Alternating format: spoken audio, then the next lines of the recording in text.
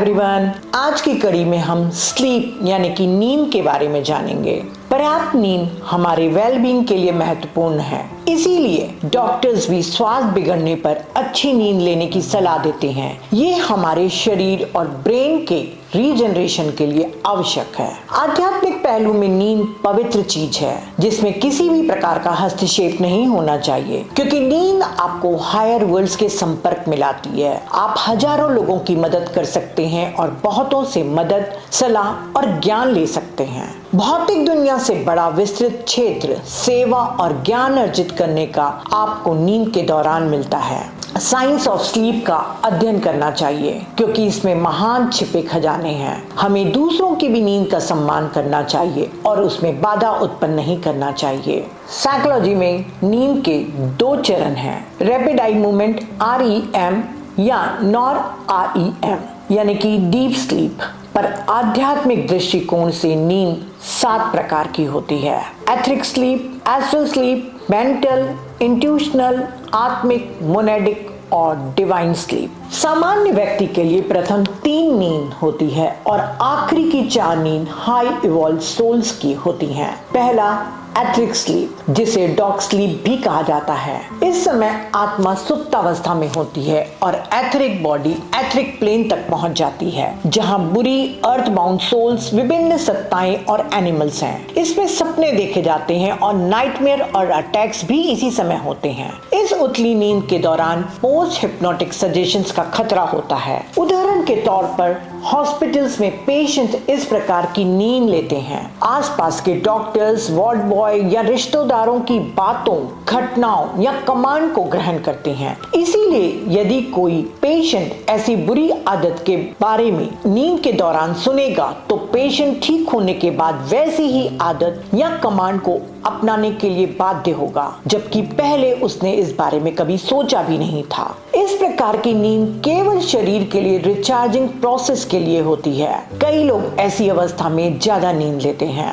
Astral sleep, इस समय post hypnotic suggestions की संभावना कम हो जाती है। एस्ट्रल बॉडी आपके चरित्र और जीवन शैली के अकॉर्डिंग, आपके वाइब्रेशन के अनुसार ही एस्ट्रल प्लेन में जाती है। यदि आप वासनाओं, सेक्स, पावर, मनी, रिवेंज जैसी चीजों में जीवन जीते हैं, तो लोअर एस्ट्रल प्लेन में अपनी इच्छाओं को पूरा करते हैं। पर यदि आप एब्स्ट्रैक्ट थिंकिंग, प्रेरणा, चिंतन करते हो, तो हायर एस्ट्रल वर्ल्ड में ज्ञान अनुभव ले सकते हैं। जब व्यक्ति एजुकेशनल एनवायरनमेंट, साइंटिफिक, स्पिरिचुअल सेवा से संबंधित कार्य करता है, तो हायर एस्ट्रल वर्ल्ड में जाकर ज्ञान लेकर आता है और मानवता की सेवा के लिए उसका उपयोग करता है। मेंटल स्लीप, इस नींद के दौरान पोस्ट हिप्नोटिक सजेशंस बिल्कुल असंभव हो जाता है। व्यक्ति की मेंटल बॉडी, ब्रेन और तीनों ग्लैंड से अलग होकर हायर वर्ल्ड्स में जाती है और अपने क्षेत्र से संबंधित कई नई जानकारी, ज्ञान,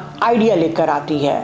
कुछ भाग्यशाली लोग इस ज्ञान को ब्रेन में रजिस्टर करते हैं ताकि नींद से उठकर इसका मानव कल्याण के लिए उपयोग कर सकें। ऐसी कई अद्भुत खोजें इतिहास में दर्ज हैं, जैसे सिलाई मशीन के आविष्कारक एलियास होवे, पीरियोडिक टेबल दात्री Mendeleev, alternating current generators Nikola Tesla और गूगल का आइडिया लैरी पेज को नींद के दौरान ही आया था। इंट्यूशनल, आत्मिक, मोनेडिक और divine sleep high evolve souls लेती हैं। ऐसी सोल्स अपने गुरुओं के आश्रम में जाकर ज्ञान लेती हैं और पृथ्वी पर मानवता के लिए साझा करती हैं। कुछ सोल्स अपने शरीर को छोड़कर हायर वर्ल्ड्स में जाकर ट्रांस की अवस्था में ज्ञान को पृथ्वी पर ट्रांसमिट करते हैं, जिसे वो नींद से जागकर याद नहीं कर पाते, पर ट्रांस में वो सारा ज्ञान दे देते हैं। नींद में हम सभी अपने ज्ञान को जागृत अवस्था में याद नहीं रख पाते, पर वो ज्ञान हमारे जीवन में मार्गदर्शन जरूर करता है। यदि कोई सवालों का समाधान नहीं मिल रहा हो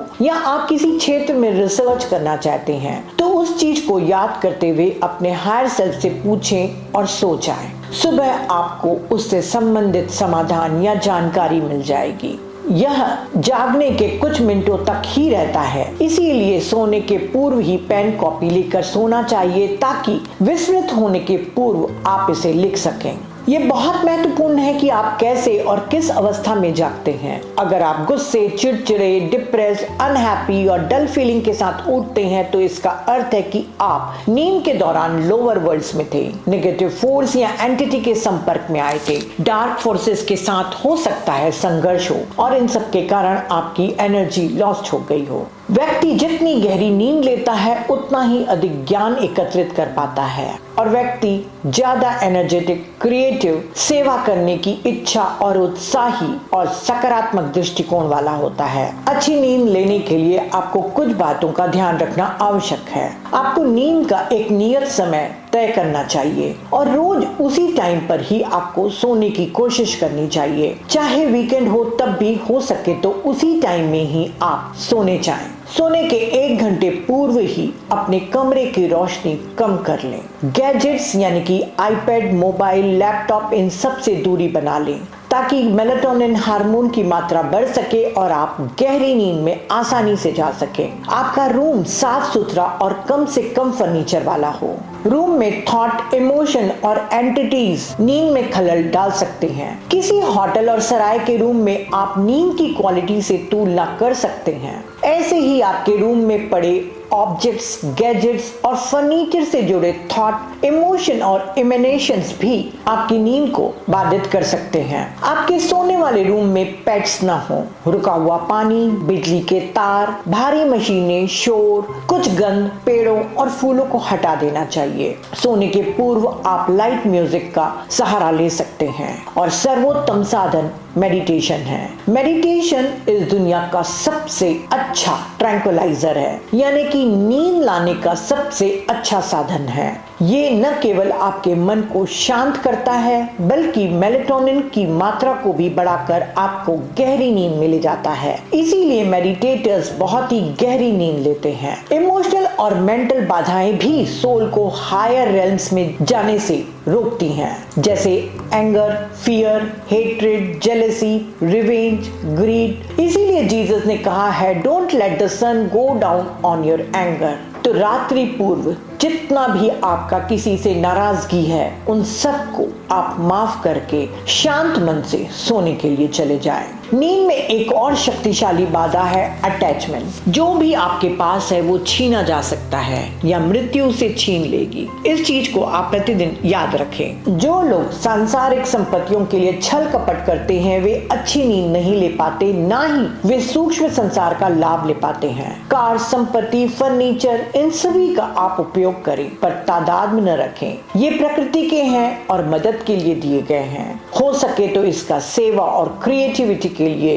यूज करिए। कभी कभी आप नींद में से जाग जाते हैं और फिर चाहकर भी नहीं सो पाते। इस समय आपको मेडिटेशन करना चाहिए या कोई अच्छी स्पिरिचुअल बुक्स पढ़नी चाहिए। नींद और सोलर प्लेक्सिस यानी मणिपुर चक्र के साथ गहरा संबंध है। मणिपुर चक्र सूर्य के साथ रोटेशन में मेल खाता है, इसीलिए मणिपुर चक्र का प्रत्येक रोटेशन कॉस्मिक मैग्नेट के साथ एक संबंध स्थापित करता है। इसीलिए सूर्यास्त के बाद मणिपुर चक्र को तनाव से बचाना चाहिए, क्योंकि नेगेटिव थॉट्स रोटेशन को उलट देते हैं जो आपकी नींद में खलल डाल सकते हैं और सपने डरावने आ सकते हैं। ये चक्र मनुष्यों के लिए एक सेंट्रल स्टेशन है। अधिकांश हीलिंग एनर्जी यहीं से आती है, इसीलिए इसके रोटेशन में रिवर्स होने से व्यक्ति का लोगों के साथ संबंध नकारात्मक, खेदजनक और हानिकारक हो जाता है। आप उनके आचरण में और बातचीत में देख सकते हैं। ऐसे लोगों को रिवर्स पीपल कहते हैं। वे जो भी सुनते हैं उसे उलट देते हैं, जो भी सीखते हैं उसका उलट तरह से उपयोग करते हैं। निंदा और गपशप करने या सुनने से भी गहरी नींद में बाधा पड़ती है। टीवी के प्रोग्राम्स या कुछ बुक्स निगेटिविटी को ट्रिगर करती हैं। ऐसी चीजों से आपको बचना चाहिए। मणिपुर चक्र के रोटेशन के रिवर्स हो जाने से digestive system, pancreas, liver, prostate से संबंधित बीमारियां हो सकती हैं। इसीलिए रात्रि के समय निगेटिव और शत्रुतापूर्ण विचारों से बचना चाहिए। क्षमा और प्रेमपूर्ण व्यवहार रखना चाहिए। सोते समय गुड मेमोरीज को याद करें। गुड मेमोरीज ऑटोमेटिक लुब्रिकेंट है। फीलिंग ऑफ जॉय सभी चक्र के रोटेशन के लिए फूड का काम करती है, इसलिए रात्रि को सोने के पूर्व अपनी अच्छी यादों के साथ सोने जाए। नींद के समय साइकी अटैक हो सकते हैं, इसीलिए हमारे सोलर एंजल्स हमारी सुरक्षा करते हैं। सोलर एंजल्स के साथ संबंध अच्छा बनाए रखने के लिए हमें सदाचार जीवन जीना चाहिए, नेक और ईमानदार बने रहना चाहिए, दूसरों के लिए त्याग और करुणा रखना चाहिए, मोनोगैमी का पालन करना चाहिए, क्योंकि सोलर एंजल्स उनसे अपना नाता तोड़ लेते हैं जो बेवफाई करते हैं और दूसरों के साथ यौन संबंध बनाते हैं। तो फ्रेंड्स, नींद हमारे संपूर्ण स्वास्थ्य के साथ साथ आध्यात्मिक विकास के लिए भी जरूरी है और जो भी हमारे पास है उन्हें बांटते रहना चाहिए और मेडिटेशन को अपने जीवन शैली का एक अभिन्न अंग बनाना चाहिए। और याद रखिए, मेडिटेशन आपके जीवन की प्राथमिकता में यानी प्रायोरिटी में सबसे ऊपर रहना चाहिए। Thank you.